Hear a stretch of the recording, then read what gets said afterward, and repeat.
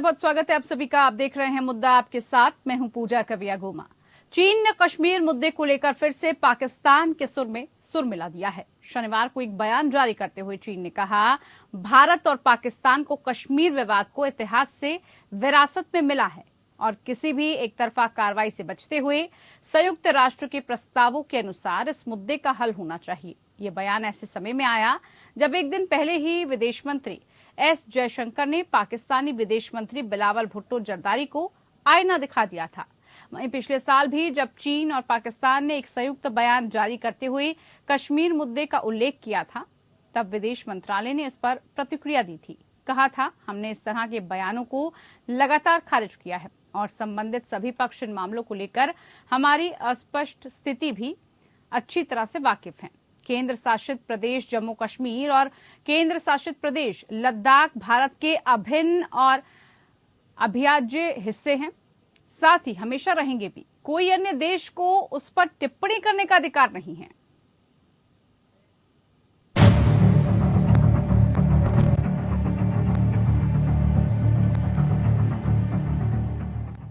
चीन पाक की नापाक दोस्ती फिर सामने आ गई है और ये हमारे लिए चिंता की बात हो सकती है। गोवा में एससीओ की मीटिंग के दौरान भारत पाकिस्तान के विदेश मंत्रियों की जुबानी तकरार के बाद इस्लामाबाद में चीन ने कश्मीर के मुद्दे पर टांग अड़ाने की कोशिश की है। चीनी और पाकिस्तानी विदेश मंत्रियों किन गैंग और बिलावल भुट्टो जरदारी के बीच हुई मुलाकात के दौरान दोनों पक्षों ने कश्मीर को लेकर एक संयुक्त बयान जारी किया, जिसमें भारत पर निशाना साधा गया। इससे एक दिन पहले ही गोवा में हुई एससीओ की बैठक के उपरांत भारतीय विदेश मंत्री एस जयशंकर द्वारा पाकिस्तानी समकक्ष बिलावल भुट्टो जरदारी को कश्मीर मुद्दे पर फटकार लगाई थी। जयशंकर ने कहा था कि पाकिस्तान को पीओके खाली कर देना चाहिए। उनका कश्मीर के एक हिस्से पर अवैध कब्जा है, जिसके बाद अब चीन और पाकिस्तानी विदेश मंत्रियों ने कश्मीर को लेकर संयुक्त बयान जारी किया है।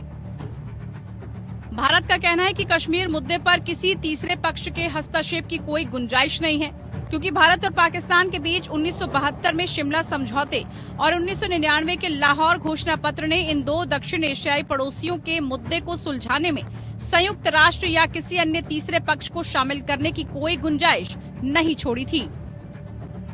The menace of terrorism continues unabated. Taking our eyes off this menace would be detrimental to our security interests. We firmly believe that there can be no justification for terrorism and it must be stopped in all its forms and manifestations, including cross-border terrorism. The channel of finances for terrorist activities must be seized and blocked without distinction. Members need not be reminded that combating terrorism is one of the original mandates of the SCO. वहीं पाकिस्तान की राजधानी इस्लामाबाद में चीन और तालिबान के बीच एक अहम बैठक हुई। इस बैठक में तालिबान चीन और पाकिस्तान के साथ अफगानिस्तान में सड़क समेत अन्य विकास योजनाओं को आगे बढ़ाने के लिए तैयार हो गया है। चीन ने इस क्षेत्र में अरबों डॉलर निवेश करने की पेशकश की, जिसे तालिबान ने स्वीकार कर लिया। चीन के विदेश मंत्री किन गैंग और उनके पाकिस्तानी समकक्ष बिलावल भुट्टो जरदारी ने शनिवार को इस्लामाबाद में मुलाकात की और 60 अरब डॉलर के चीन पाकिस्तान आर्थिक गलियारे को तालिबान शासित राष्ट्र तक ले जाने समेत अफगानिस्तान की पुनर्निर्माण प्रक्रिया पर मिलकर काम करने का संकल्प लिया। यानी कि जाहिर है कि चीन पाक के साथ ही पूरी दुनिया के लिए खतरा माने जाने वाले तालिबान हाथ मिला रहे हैं। Bureau report, APN news.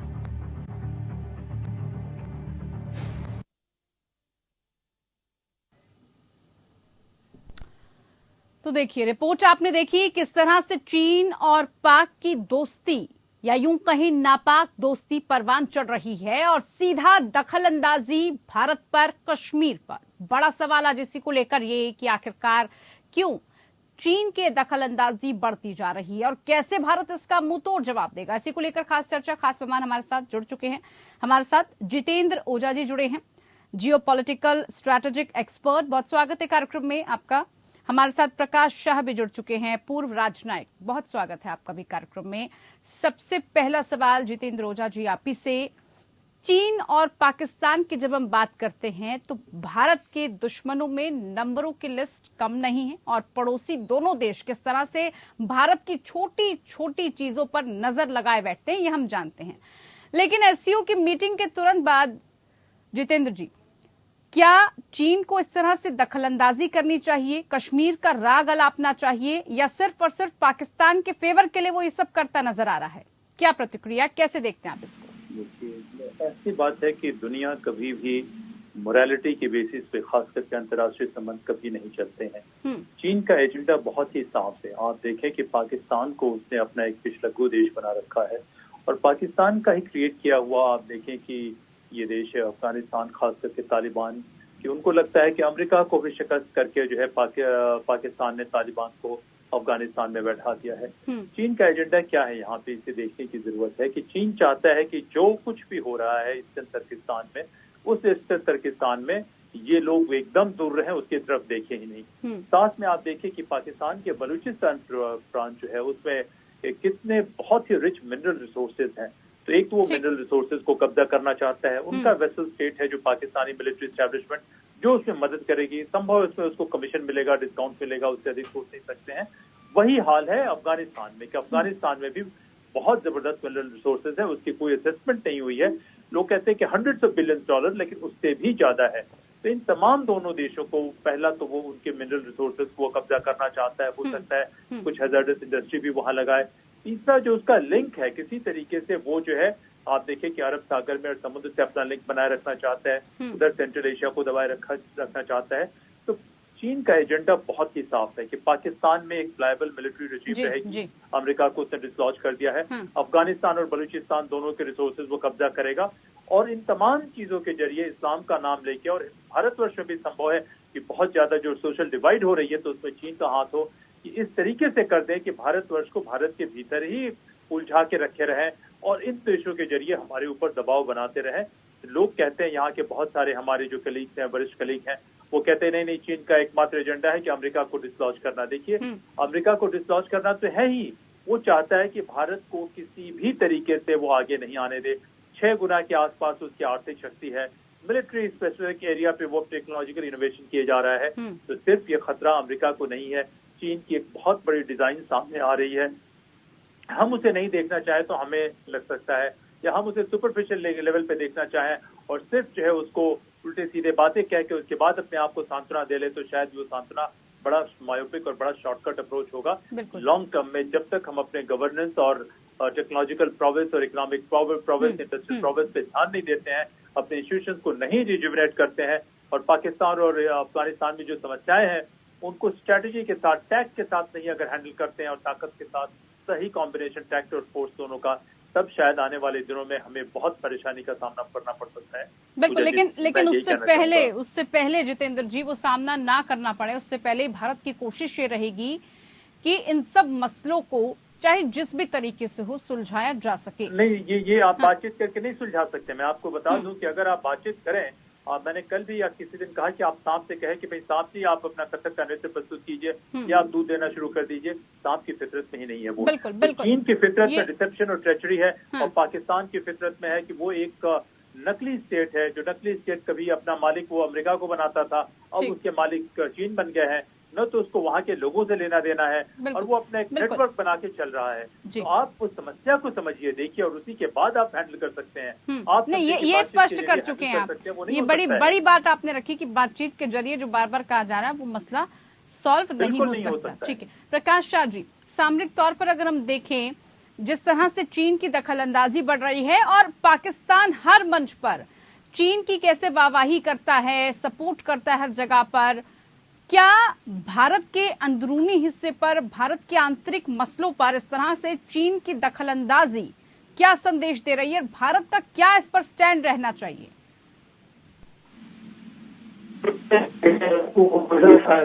कहा पाकिस्तान लेना चाहते हैं, ऐसा नहीं मानता हूं कि ये सब अंदरूनी मामला हमारा जो है उसमें चाइना दखल करना चाहता है। कहता है कि जो अमेरिका है वो आप डिफेंस पे नहीं, पाकिस्तान सर आपकी आवाज स्पष्ट नहीं आ पा रही। अमेरिका अभी डिपेंड करते हैं अमेरिका छोड़ के उन से बात करने के लिए। और अमेरिका को पता है कि जब तक हिंदुस्तान को या भारत को अमेरिका या चीन की सफाई न मिले तो तक नहीं कर सकता है। तो हमारा जो देश है उसके सामने हम लोगों को हम लोग आवाज प्रकाश जी एक बार फिर से मैं जुड़ूंगी आपसे, आवाज नहीं आ पा रही है, मैं नहीं सुन पा रही सर, माफी चाहूंगी। एक बार फिर से आपसे जुड़ने की कोशिश करते हैं, कोई टेक्निकल इशू, आवाज स्पष्ट नहीं आ पा रही। हालांकि बात जहां तक समझ आए आप भी यही कह रहे हैं, चाहे सामरिक दृष्टिकोण से देखें, हर पहलू से देखें कि कड़ा संदेश देने की कोशिश यहाँ पर लगातार की जाएगी और की जानी भी चाहिए, और ऐसा विदेश मंत्री भी कह चुके हैं। जितेंद्र जी, हमने सुना कि कैसे खुद एस जयशंकर फटकार लगा चुके हैं, उसके बावजूद भी चीन सपोर्ट में आ जाता है। चीन की अपनी समस्याएं हम देख रहे हैं किस तरह की हैं, सीमा विवाद चीन से भी किस तरह का चल रहा है, मुलाकातें होती हैं, बैठकें कई दौर की चलती है, नतीजा नहीं निकलता, बेनतीजा रहता है। क्या पाकिस्तान के लिए चीन ही मददगार साबित होगा? वो वाया चीन के रास्ते से कश्मीर पर जो अपनी नापाक आंखें हैं जो गड़ाए बैठा है, वो उसी की मदद से हासिल करना चाहता है? देखिए, हमारे सोचने के तरीके में बदलाव आना चाहिए कि पाकिस्तान अगले 1000 साल में भी कश्मीर को बिल्कुल नहीं ले सकता। हमारी गलती है कि पीओके अभी भी उसके पास बना हुआ है। तो हम ये सोचने में बदलाव लाए कि पाकिस्तान एक नकली स्टेट है, स्टेट को एग्जिस्ट ही नहीं करना चाहिए था। 10-20-25 साल के भीतर ही स्टेट को खत्म हो जाना चाहिए था। आधा बांग्लादेश खत्म हुआ, और जब हम लोगों ने 90,000 सैनिकों को दिया, प्रिजनर्स ऑफ वॉर को दिया, उसी समय हमें उनसे कहना चाहिए था कि भाई पाकिस्तान से कि पीओके भी दे दो, तो बलूचिस्तान को आजाद करो और सिंध को भी आजाद करो या हमारे पास आने दो।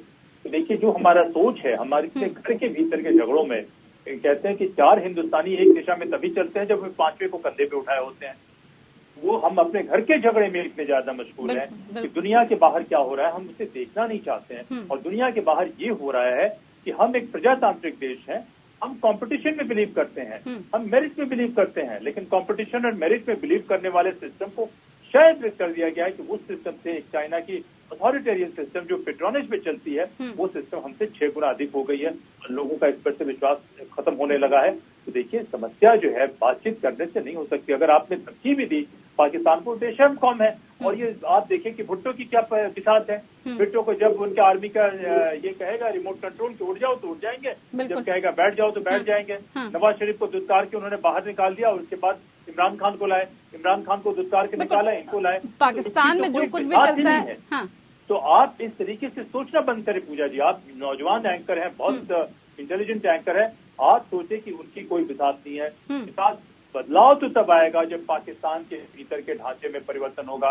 पाकिस्तान की स्थिति यह है कि बलूची उनके साथ रहना नहीं चाहते, सिंधी उनसे परेशान। इसीलिए जितेंद्र जी हम बार बार कहते हैं कि कड़ा संदेश, कड़ी फटकार देने की कोशिश भारत की तरफ से की जा रही है। बिल्कुल बिल्कुल आपकी बात से सहमत हूं मैं, और महत्वपूर्ण और आपने जो बिंदु रखे हैं वो बहुत अहम है कि भारत किस दिशा में सोच रहा है, किस दिशा में जा रहा है, ये सबसे पहले।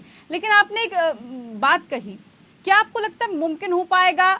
पीओके की बात अब आप कर रहे हैं, क्या ये मुमकिन हो पाएगा? क्योंकि पहले भी कई मौके मिले हैं, जैसे अभी आपने जिक्र किया, उन मौकों को गंवाया गया है।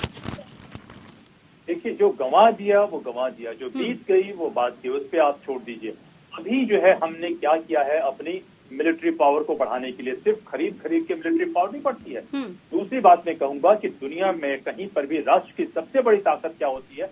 हर जगह मैंने कहा है, लोगों का हेल्थ, लोगों के स्किल, लोगों का कैरेक्टर।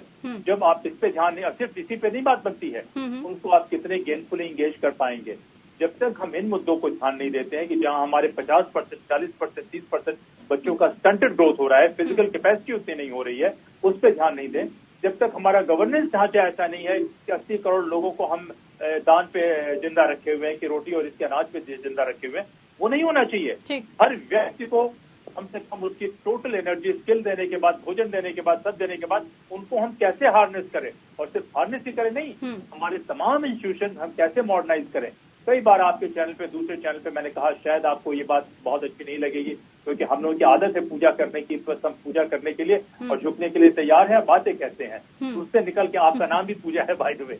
तो पूजा जी, आपके नाम में विद्वता और ज्ञान भी आना चाहिए। देखिए, ताकत तो देश की तब बढ़ती है जब हम ऐसे माहौल पैदा करें, ऐसे कदम उठाएं कि देश की। लेकिन भारत की जब हम बात करते हैं जितेंद्र जी, शांति प्रिय देश है, शांति दूत है, विश्व गुरु बनने की तरफ जा रहा है, कोई शांति इस तरह की प्रवृत्ति अगर रहेगी। नहीं, आपको मैं कहूँ कि जो रामधारी सिंह दिनकर ने कहा ना कि क्षमा शोभता उस भुजंग को जिसके पास गरल हो, उसका क्या जो दंतहीन विष रहित विनीत सरल हो। तो देखिए, अगर आपकी इकोनॉमी 25-30 ट्रिलियन डॉलर होती, आप जैसे अशोक ने कहा शांति की बात, तो सम्राट अशोक ने, तो शांति में बात समझ में आती थी, क्योंकि उनके सामने कोई नहीं था। लेकिन जब तक ये चीन के साथ एसिमेट्री बनी हुई है, आप देखें कि चीन ने क्या किया, पाकिस्तान के जरिए वो सी रूट भी ले लिया। आज जो युद्ध हो रहा है रूस और यूक्रेन में, इसका डायरेक्ट बेनिफिशियरी कौन है? इसका डायरेक्ट बेनिफिशियरी सिर्फ चीन है। अमेरिका मुगालते में है, हम अमेरिका को रोक नहीं पा रहे हैं कि देखो अमेरिका, तुम्हारे इस हरकत से रूस की भी ताकत कमजोर होगी, यूक्रेन तो भ्रष्ट होगा ही होगा, बर्बाद होगा ही होगा, और इसका सीधे सीधे फायदा चीन को होगा। तो पूरे यूरेशिया बिल्कुल, इसीलिए चीन ये हिमाकत कर रहा है। ठीक है जितेंद्र जी, प्रकाश शाह जी भी हमारे साथ जुड़े हैं। प्रकाश जी के पास मैं यहाँ पर रुक करना चाहूंगी। प्रकाश जी, इससे पहले आवाज नहीं आ रही थी, इसलिए आपके पास नहीं आ पाई मैं। चर्चा हम लगातार कर रहे हैं कि जब फटकार पाकिस्तान को लगी तो बीच बचाव के लिए चीन उतर आया, चीन डिफेंड करने लगा।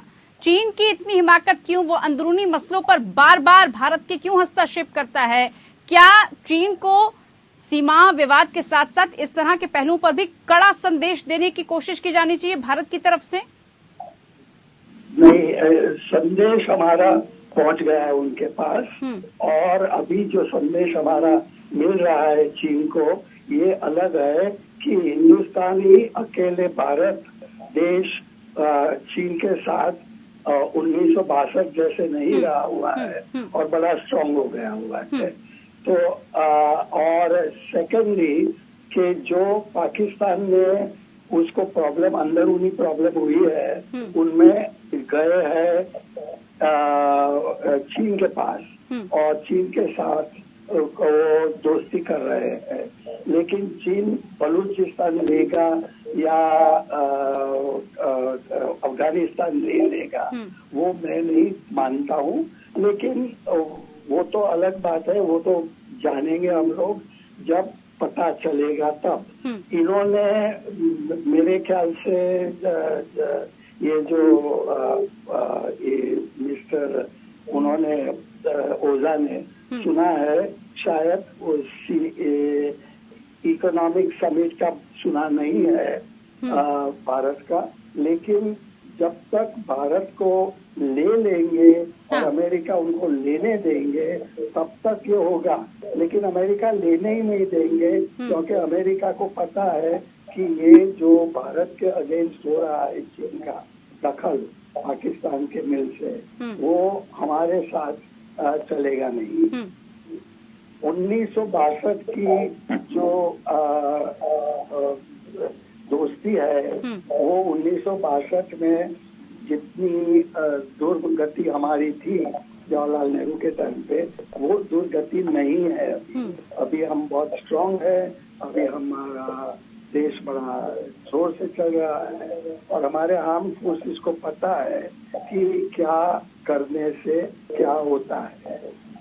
तो ये सब हमको ध्यान रखना चाहिए और देखना चाहिए। और हमारी जो चीन के साथ दोस्ती थी, वो दोस्ती नहीं रखनी चाहिए। लेकिन हमको याद रखना चाहिए कि चीन और भारत 5 साल के बाद, 3 साल के बाद बड़ा बड़े जोर के नेशंस होंगे और दोनों नेशंस एशिया में। लेकिन प्रकाश जी, आपको क्या लगता है? प्रकाश जी, वो इम्पोर्टेंट है। लेकिन प्रकाश जी, आपको क्या लगता है, चीन जिस तरह की बातें पाकिस्तान के लिहाज से करता है, क्या सिर्फ ऊपरी तौर पर क्योंकि मददगार है वो उसका और पाकिस्तान उसके फेवर के लिए क्या कुछ करता है वो हम सभी जानते हैं, क्या सिर्फ ये औपचारिकताएं हैं महज? क्योंकि चीन के इस तरह के हस्तक्षेप से कोई फर्क भारत को पड़ने वाला नहीं है, सिर्फ ग्लोबली दिखाने के लिए, अंतर्राष्ट्रीय दिखाने के लिए भारत ने करा हुआ है। Y23 की समिट लद्दाख में रखी है और 2 साल 26 से 28 अप्रैल तक भारत की जो यूथ समिट की थी 28 कंट्रीज की, वो वहाँ पे रखी हुई थी। और उसमें मैंने सुना है कि हर एक देश 28 देश भारत के पीछे दोस्ती बना के रखा हुआ है। तो ऐसा आसान नहीं रहा हुआ है जैसा आसान 1962 में था, जो बहुत अच्छी तरह इन्होंने मिस्टर ओझा ने कहा है, वो नहीं होगा। उनमें ऐसे होगा कि जब भारत को अटैक करके बलूचिस्तान, भारत ने बता दिया हुआ है कि वो अरुणाचल प्रदेश को नहीं लेने रही है, तो चीनी कहाँ तक बलूचिस्तान तक आएंगे? तो चीनी देश जब आएगा तब आएगा बलूचिस्तान के ऊपर, वो पाकिस्तान की तरफ आएगा, तो वो वहाँ से हमारे साथ कहाँ से बलूचिस्तान देगा? मैं कुछ कहना चाहता हूँ। जी जी जी जितेंद्र जी बोलिए। हाँ, बहुत अच्छी बात होती है प्रकाश जी, हम सभी हिंदुस्तानी है और अब देश के हित में बात करते हैं। वही बात का जो मैंने कहा कर रहे हैं, वो कहते हैं कि भारत इतना ही एक एक करके सर है जितना 1962 में था और कभी कुछ करेगा नहीं। नहीं वो तो पाकिस्तान वो तो है कि जो 1962 में था, वो तो अलग जगा रहे हैं कि सभी को जो है एकदम मैं भी कुछ कहूँ, कड़े तरीके से संदेश देना चाहिए। जी प्रकाश जी सुन लेते हैं, जितेंद्र जी बोलिए।